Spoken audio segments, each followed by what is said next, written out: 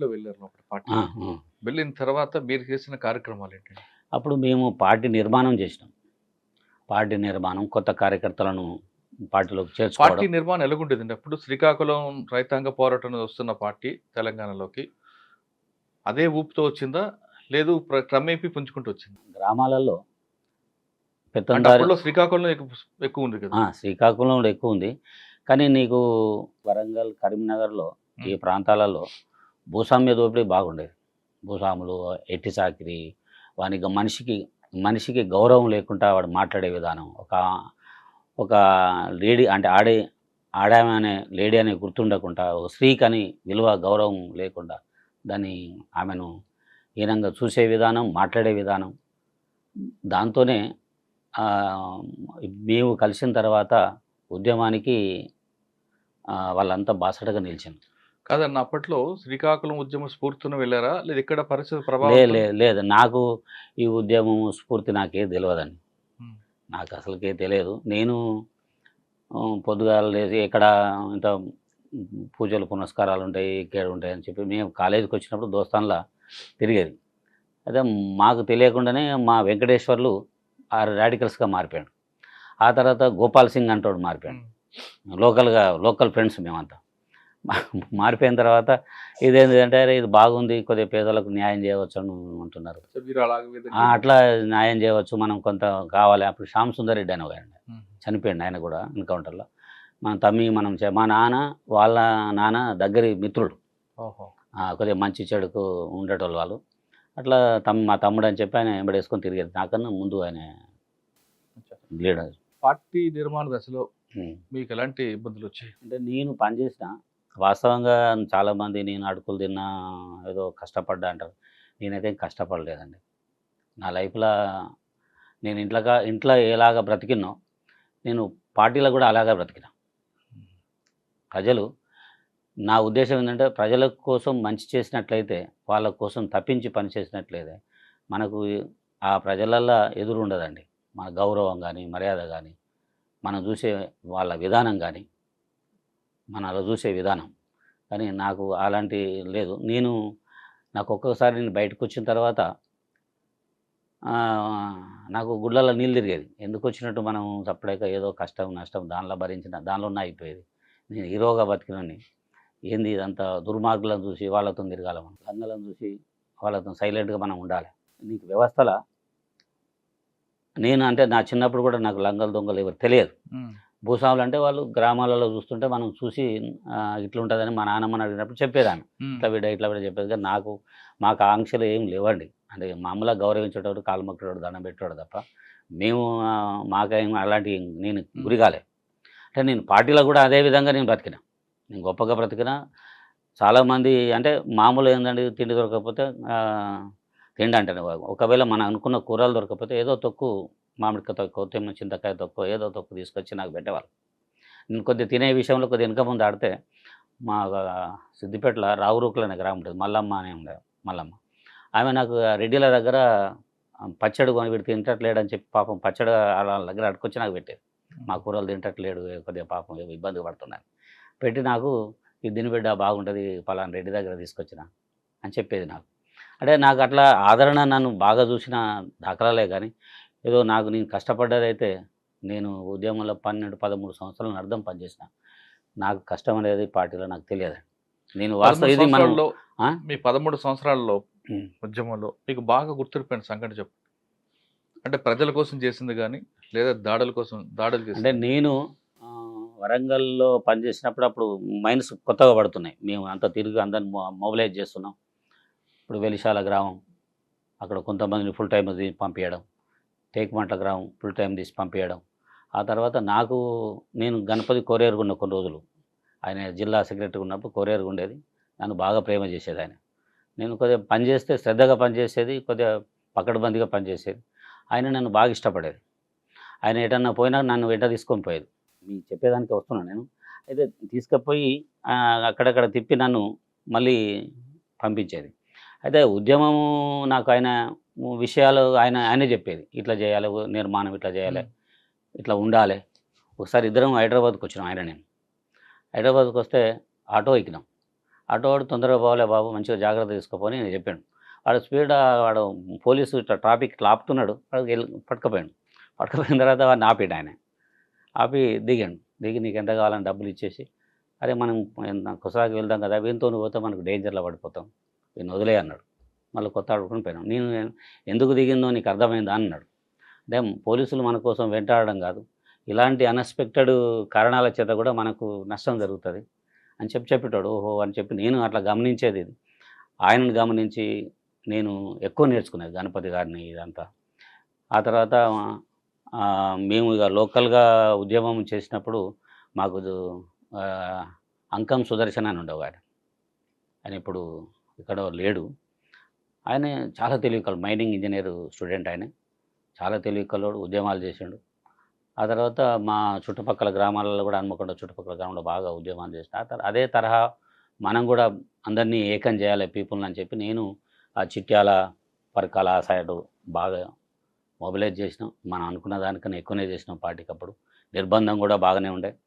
ఆ తర్వాత నాకు గణపతి గారిని అడిగాను, నన్ను ఇక్కడ నేను ఉండడానికి ఇష్టపడతలేను, ప్రతిదీ మా నాన్నగారు మా అమ్మకి ఇట్లా ఉత్తరం రాసింది నాకు, మామూలు ఊళ్ళకి వెళ్ళిపోమంటావా లేకపోతే నువ్వు ఇక్కడి నుంచి వెళ్ళిపోతావా అని రాసిండు. నన్ను చేతలేదంటే నేను ఆగు, మళ్ళీ నాతో వద్దు, హైదరాబాద్లో ఉంటూ, లేకపోతే ఇక్కడ నీకు ఇష్టమైన కాడ. గణపతి ఎప్పుడు కలిసారు మీరు? 84లో అప్పుడు మామూలుగా కలిసేదండి. 84, 85 దాకా ఆయన మామూలుగానే. సరే, మీరు ఉద్యమంలో ఉన్నప్పుడు మీరు చేయించిన దాడులు ఏమైనా గుర్తున్నాయా? నేను దాడులు ఏం చేయించలేండి, మేము నిర్మాణమే చేసినాం. నిర్మాణం ప్రొడక్ట్ అంతే. మేము అప్పుడు ఆ కాలంలో దాడులు అప్పుడు మాకు అవసరం లేదు. అప్పుడు ఆ ఉద్యమం కూడా కాదు, అంత విద్యార్థులను, యూత్ను పోగు చేయడమే, మహిళలను పోగు చేయడమే, పోగు చేసి ఉద్యమం అనుకూలంగా వాళ్ళని తయారు చేసి ఉద్యమంలోకి పంపించడమే. నేను ములుగుకు పనిచేసిన, ములుగు ఆర్గనైజర్గా పనిచేసిన. ఇప్పుడు అంటే నాకు ఇప్పుడు జీనుగు నరసింహారెడ్డి వాళ్ళంతా అప్పుడు ఉన్నప్పుడు వాళ్ళు కొత్తగా మేము జంపన్నకి ఇట్లా మేము అక్కడికి వచ్చి స్థిరపడి, నేను వెళ్ళిపోతున్న క్రమంలో ఆయన ఫుల్ టైమర్ అక్కడికి వచ్చాడు. ఏది ములుగు కాదు, ఏటునగరం దళంకి వచ్చాడు. అప్పుడంతా మేము నిర్మాణం ఒక స్ట్రక్చర్ ఏర్పాటు చేసి, తర్వాత మా నాన్న ఒత్తిడి ఇక్కడ ఉండద్దు, నువ్వు అందరూ వచ్చి నా ఇంటికి వచ్చి ఇబ్బంది పెడుతుండు, మా ఇంట్లో తినిపోయిండు, మా ఇంట్లో ఉన్నాడు అని చెప్తుంటే, అంటే మా నాన్నగారిని చూసి నాకు అన్నం ఎవరు లోటు కానీ అయిపోయేదండి. మా నాన్న మా నాయనమ్మ అప్పుడు అక్కడ ఉండే ప్రాంతం కాబట్టి నాకు ఎవరు, నువ్వు పంతులు గారు అబ్బాయి కదా అని చెప్పి నాకు భోజనం పెట్టేటోళ్ళు. ఎవరితోనో నా రెడ్డిస్ కూడా పంపించేటోళ్ళు, లేడీస్ కూడా మా మీద ప్రేమ, మా నాన్న మీద ప్రేమతో. నాకు నేను ఎక్కడ అంతా లాస్ట్ అవర్స్లో మేము 84లో 84లో నేను ఎక్కడి నుంచి వెక్కట్ అవుతున్నా. ఆ క్రమంలో నిర్బంధం బాగా పెరిగింది. బాగా పెరిగితే అప్పుడు పార్టీ పిలిపించింది, మీ ఏరియాలో కదా, అక్కడ ఆర్గనైజర్స్ అంతా దెంకపోయిన్లు, అరెస్ట్ అయిన్లు, ఆగమాగమైంది. మేము ఉన్నది కొద్ది మందిమే.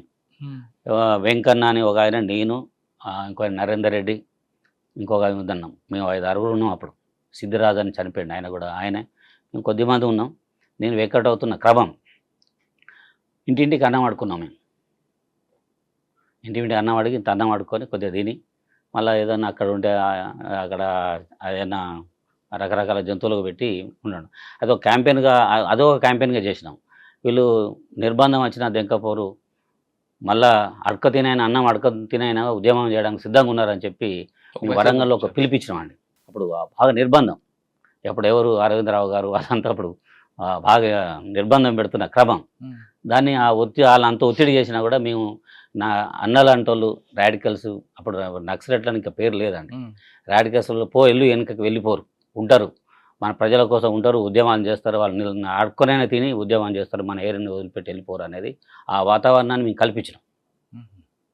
83, 84లో బాగా నిర్బంధం ఉండే. సాధారణంగా పార్టీ ముందు నుంచి కూడా దాడులు చేయడం అనేది పార్టీ ఉద్దేశం కాదు, ప్రజల్లో మార్పు తేవాలి, ప్రజల రాజకీయ మేజర్గా ఏంటంటే మాకు అప్పుడు అవగాహన ఉన్నది, నిర్మాణం చేయాలి, ఉద్యమకారులను పెంచాలి, గ్రామ కమిటీలు ఏర్పరచాలి, రైతు కమిటీలు ఏర్పరచాలి, మహిళా కమిటీలను ఏర్పరచాలి. వీళ్ళని ఏర్పరిచితే వీళ్ళ ద్వారా ఈ వ్యవస్థను, గ్రామీణ వ్యవస్థను బాగు చేయాలనేదే పార్టీ నిర్ణయం. కానీ దాడులు చేయాలనేది ఎప్పుడు తీసుకున్నారు? దాడులు అంటే ఈ రిప్రెషన్ పెరుగుతున్న కొద్దీ, అంటే నిర్బంధం పెరుగుతున్న కొద్దీ, టోటల్ ప్రాంతంలో నిర్బంధం పెరుగుతున్న కొద్దీ దీనికి ఎట్లా ఎదుర్కోవాలనే కాడికి వచ్చాను. కొందరు అభిప్రాయాలు భూస్వాములను చంపాలి, వాళ్ళ ఒత్తిడి మూలంగానే మనకు జరుగుతున్నది, వీళ్ళని చేయాలి వాళ్ళని చేయాలని చెప్పి ఆ ఒత్తిడి ఉంటే అంటే మేజర్గా ఏంటంటే ఈ గ్రామీణ ఉండే పెత్తందారుల ఒత్తిడి, భూస్వాముల ఒత్తిడి మూలంగానే జరుగుతుందనేది అందరూ ఏకాభిప్రాయం వచ్చింది. చేద్దాం, ఎవరైనా ఒకటి చేస్తే కొద్దిగా తగ్గుతుంది, భయంతోనైనా కొంత మనకు వెసులుబాటు కలుగుతుంది అనే దాంతో అప్పుడు ఏముందండి, మామూలుగా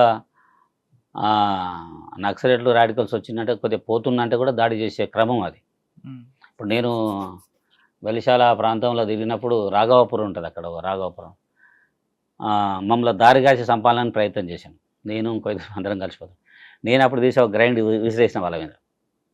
మేము అంటే ఉరకలేని నిస్సహాయ స్థితిలో ఉన్నప్పుడు ఆఖరికి ఏదో బాంబు ఫీలింగ్లు ఎక్కడో అక్కడ, అరే వీళ్ళ దగ్గర బాంబులని వీళ్ళ దగ్గర పోవద్దనే కాడికి వచ్చాను. అప్పుడు స్టార్టింగ్నే అంటే గ్రామంలో వీళ్ళని రానివ్వద్దనే వస్తే మనకు ఇబ్బంది అవుతుంది. అప్పుడు సిపిఐ సిపిఎం పార్టీలు ఈ కాంగ్రెస్ పార్టీలు కొద్దిగా దుర్మార్గంగానే ఉండేది. ప్రజల వాళ్ళే భూస్వాముల మీద దాడి చేయడం కాకుండా పోలీసులపై దాడి చేయాలి అనే నిర్ణయం వరంగల్ దగ్గర పెంబర్తిలో కొండపల్లి సీతారామ గారు పెట్టిన మీటింగ్ ద్వారా లేదండి. అందుకే నాకైతే నాకు ఐడియా లేదు. లేని దాన్ని నేను ప్రస్తావించి దాన్ని బలపరచడం కూడా కరెక్ట్ కాదు. నాకు తెలిసిన వరకు లేదు. పోలీసుల మీద అటాక్ నేను కొన్ని పోలీసుల చంపాలన్నా కూడా నేను వ్యతిరేకించేది. మనకు ఉద్యమం లేదు, మన స్థాయి లేదు. స్థాయి లేని దగ్గర పోయి ఇప్పుడు ఉత్తగా దొరుకుతాడు, బాటబండి పోతుంటే ఎవడైనా దొరుకుతాడు, పోలీసు వాడు దొరుకుతాడు, ఎవడైనా దొరుకుతాడు. అది చంపడం మంచిది కాదనేది నా వాదన. నిర్మాణం చేయాలనేదే మన వాదన. పొలిటికల్గా వాళ్ళను రాజకీయంగా ఎడ్యుకేట్ చేయాలి, వాళ్ళకు నిర్మాణ బలాన్ని, బూర్జావా పార్టీలు వారికి స్థానికత్వాన్ని, వ్యక్తిత్వాన్ని ఎట్లా పెంచుతుందో ఇలాంటి వ్యక్తిత్వాన్ని మనం పెంచాలి. వాని ఉందాతానాన్ని పెంచాలి, వాని ఆత్మాభిమానం పెంచాలి. పెంచినప్పుడు వాడు తప్పకుండా ఉద్యమిస్తాడు. ఉద్యమంలో కూడా ఆర్థికంగా లో ఉన్న వాళ్ళు, అప్పర్ ఉన్న వాళ్ళు ఉద్యమాలకు ఎవరు రాడండి. మిడిల్ క్లాస్ పీపుల్ ఎక్కువ వస్తారు. కారణం ఏంటంటే వాడికి ఆత్మాభిమానం ఉంటుంది, ఉందాతనంగా బతకాలని ఉంటుంది. కానీ అక్కడ సమాజం వాడిని రకరకాల ఇబ్బందులు పెడుతుంటుంది. దానికోసం వాడు ఆఖరికి ఉద్యమం బాగవుతుందని చెప్తున్న వాళ్ళకి ఆకర్షితుడవుతాడు, వాడు ఉద్యమం చేయడానికి ముందుకు వస్తాడు. వరంగల్ రాంప్రసాద్ మెదక్ రామన్నగా ఎప్పుడు మరి 85లో వచ్చాను నేను. అదే మధ్యలో వచ్చిన తర్వాత హైదరాబాద్లో ఎక్కువ కాలం ఉన్నా నేను. అదే వాళ్ళు ఏమన్నారంటే నాకు నేను ఫైరో అంటే ఫైరో అంటారు కదా, గణపతి గారితో చెప్పి నాకు టౌన్ ప్రాంతం ఉండే గ్రామీణ ప్రాంతం ప్రాంతం కూడా చూడు అంటే అక్కడ ములుగిస్తే ఆ ములుగు అడవులలో తిరిగితే అప్పుడు పుల్లారెడ్డి గారు ఉండే. నన్ను 2 సార్లు పట్టుకున్నాను, చంపేస్తారనుకున్న వాళ్ళు. ఇప్పుడు ప్రసాద్ బయటనే ఉన్నాడు, మోహన్ రెడ్డి అని. నన్ను పట్టుకుని ఆయన పాప పుల్లారెడ్డి ఆయన ఏమన్నారంటే, రే వీడు మన చాలాసేపు నాతో మాట్లాడి ఇదేం మాట్లాడితే వీడు ఉల్లిగడ్డ లాంటి వాడు, వీడు ఫిక్స్డ్ బూర వస్తుంటుంది. నేను ఆఖరికి ఎక్కడ పోవాలో ఒక దారి తప్పి అడవిలో ఉన్నాడు, ఏ రోడ్డుకి ఎక్కించరా అని చెప్పి ఒక గ్రామీణ అతన్ని అప్పచెప్పాడు. నేను పలాని మల్లంపల్లి రోడ్డుకి పోతుంటే ఆ మల్లంపల్లి రోడ్డుకి అప్పచెప్పాడు ఆయన. అంటే అక్కడ నాకెందుకో నన్ను ఆయన కూడా పుల్లారెడ్డి గారు కానీ ఆ మోహన్ రెడ్డి గారు నన్ను ప్రేమ చేసిండు. అక్కడ వాళ్ళు ఉంటే వాళ్ళకు వైరుధ్యం ఉండే, చంపేస్తారని. కానీ నేను కూడా భయపడ్డాను. అప్పుడు దగ్గర ఒక చిన్న పిస్టల్ ఉండే, 2 గ్రైనేడ్స్ ఉండే. అప్పుడు ఒంటరిగా ఒక్కరు ఇద్దరు తిరగాలనేది రూల్ ఉండే. ఆయన నా దగ్గర ఉన్నాయని ఏదో పని బయటకు పోయిండు. నేను అడవిలో దారి తప్పిపోయినప్పుడు ఆయన కలిసి నన్ను చేసిండు. అక్కడి నుంచి వచ్చిన తర్వాత మెదక్కు అక్కడ నేను తిరగలేనంటే నాకు సబర్బన్ అంటే ఈ టౌన్ ప్రాంతంలో నాకు ఇచ్చే ప్రయత్నం చేయంటే నన్ను నల్గొండకు పోయింది. నల్గొండ నాకు ఇష్టపడలే. ఆ తర్వాత మెదక్ వచ్చిన తర్వాత మెదక్కు నిలబడ్డా నేను. మెదక్ సిద్దిపేట ప్రాంతంలో అప్పుడు నాకన్నా ముందు నాతో పాటు అప్పారావు గారు, అంకం బాబురావు, నేను మెదక్ జిల్లాకు వచ్చినాం. నేను కొంత స్టూడెంట్ లీడర్గా ఉన్నా. మీరు సిద్దిపేట ప్రాంతంలో ఉన్నారు. ఇక్కడ గిరాయిపల్లి గురించి చెప్పండి. గిరాయిపల్లికి ఏం లేదండి, గిరాయిపల్లి అక్కడ మొదటి ఎన్కౌంటర్ అక్కడే కదా. మొదటి ఎన్కౌంటర్ వాళ్ళని అడవిలో చంపేసిండు. వరంగల్ సుధాకర్ అని చెప్పి మురళీమోహన్ రెడ్డి, వాళ్ళను సూరపనేని జనార్దన్ వాళ్ళు అక్కడ అడవిలోకి తీసుకొచ్చి చంపేశారు. అంతే తప్ప అక్కడ ఏదో ఉద్యమం నిర్మించిన వాళ్ళు మెదక్ జిల్లాకు ఆర్మీ చేద్దామని వచ్చారు. వాళ్ళు ఎక్కడో పట్టుకుని అక్కడ చంపేశారు తప్ప అక్కడ గిరాయిపల్లి గ్రామం అంతా కూడా పార్టీకి పట్టుంది కదండి. మేము వచ్చిన తర్వాత పట్టుంది. హైదరాబాద్ నుంచి అందరం వచ్చినాం. అంకం బాబురావు, నేను, అప్పారావు, కొంతమంది. ఆ ఎన్కౌంటర్ గురించి ఐడియా ఉందా మీకు? నాకు చిన్నగా ఉన్నప్పుడు 95లో 75లో అన్నట్టు అయింది. అది నాకు పెద్దగా తక్కువనే. అక్కడికి వచ్చిన తర్వాత నాకు ఆ ప్రాంతం అంతా నేను తిరిగినా కాబట్టి. మెదక్ జిల్లాలో మీరు చేసిన కార్యక్రమం గుర్తుందా? మెదక్ జిల్లాలో నేను అంటే ప్రజలకు అన్ని రకాలుగా సేవలు అందించినండి. నేను వాళ్ళకి ఏది కావాలన్నా అది చేసిన పొలిటికల్ లీడర్తో పనిచేయించిన. ఈవెన్ మదన్ మోహన్ గారు ఉండే అప్పుడు మినిస్టర్, ఆయనతో పనిచేసిన, కేసీఆర్ గారు ఉండే వారితో పనిచేయించిన నేను. ఆ తర్వాత వాళ్ళు ఎవరు చేయని పని నేను దుంపలపల్లి గ్రామంలో స్కూల్ కట్టించిన నేను 10th వరకు. నేను డబ్బులు పోగు చేసి స్కూల్ ఉండాలని చెప్పి స్కూల్ కట్టి ఇంకా ఉంది స్కూల్ అది. మరి అది ఆ స్కూలుకు కనీసం కేసీఆర్ తెలంగాణ గవర్నమెంట్లో దానికి సున్నం వేయలే, దాన్ని ఒక రిపేర్ కూడా చేయలేకపోయిన్లు అని చెప్పి టీవీ 9లో రకరకాల వార్తలు వచ్చినాయి. కానీ కేసీఆర్ టార్గెట్ చూస్తారట కదా మీరు? నేను చేయలేదు టార్గెట్. నేను అంటే నాకన్నా ముందు అప్పారావు దానికి ఆర్గనైజర్ ఉండే. అంటే ఆయన కొద్దిగా ఆయన శక్తి కన్నా మించిన వాగ్దానాలు చేస్తాడు. ఆయన ఎవరు? కేసీఆర్ గారు శక్తికి మించిన వాగ్దానాలు చేసి వాడిని అప్పుడు సంతృప్తి చేస్తాడు. ఆ వ్యక్తి కానీ అక్కడ ఉన్న జనాలం కానీ వాడు సంతృప్తి అయిందంటే ఈయన సంతృప్తి పడి వెళ్ళిపోతాడు. అది అవుతాయా కావా ఆ తర్వాత ముచ్చట. తను ఆయన అక్కడ చేసి అట్లా కొన్ని తప్పుడు చేష్టల మూలంగా, తప్పుడు చర్యలు చేయడం మూలంగా ఆయన ఆ ఇబ్బందులు ఇరికిడు. నక్సలైట్లకు ఆయన మీద పోస్టర్లు వేసాను, వాల్ పోస్టర్లు వేసాను, అన్నీ వేసాను. నేను వచ్చిన తర్వాత నాకు కొద్దిగా అక్కడ నాకు పాత స్నేహితులు వీళ్ళ మూలంగా నేను కొంత ఒక సెక్షన్ ఏర్పాటు చేసుకున్నాను అక్కడ నేను సిద్దిపేట ప్రాంతంలో. వాళ్ళందరూతో మాట్లాడిన తర్వాత అక్కడ నీ గ్రామ వాతావరణంలో అంతా గ్రామంలో అప్పటిదాకా కింద నుంచి పైదాకా రెడ్డిల పెత్తనమే అక్కడ. వీళ్ళు వెల్మాస్. వీళ్ళు ఎక్కడంటే మండలంలో సిద్దిపేట మండలంలో 3-4 ఇండ్లు ఉండే, అంతే 5-6 ఇండ్లు. అక్కడ లెక్కల పెట్టుకున్నట్టు వీళ్ళు దొరలు కూడా కాదు, మామూలుగా ఏదో మధ్యతరగతి జీవనం కొనసాగించే పీపుల్. బలం లేని వ్యక్తి మీద మీరు పోస్టర్లు వేసి అంటే ఈయన చర్యలు అలాంటివి ఉండేది. పోస్టర్ వేశారు? నేనేలే, అప్పారావు గారు అని చెప్పి నాకన్నా ముందు ఆర్గనైజర్ ఆయనే. అక్కడ సిద్దిపేట మెదక్ రామన్న కేసీఆర్ టార్గెట్ చేశారు. నేను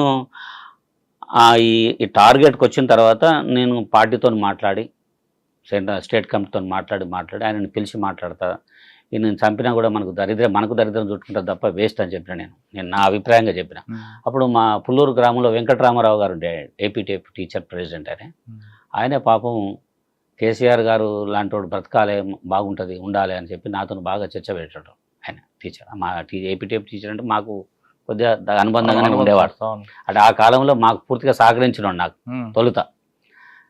కేసీఆర్ అన్నగారు కూడా అప్పుడప్పుడు నాకు అదేంది అప్పుడు ఆ 50 రూపాయలు ఇచ్చేది, ఏది నేను బతకడానికి, ఆ ఏరియాలో ఉద్యమం చేయడానికి, రంగారావు గారని.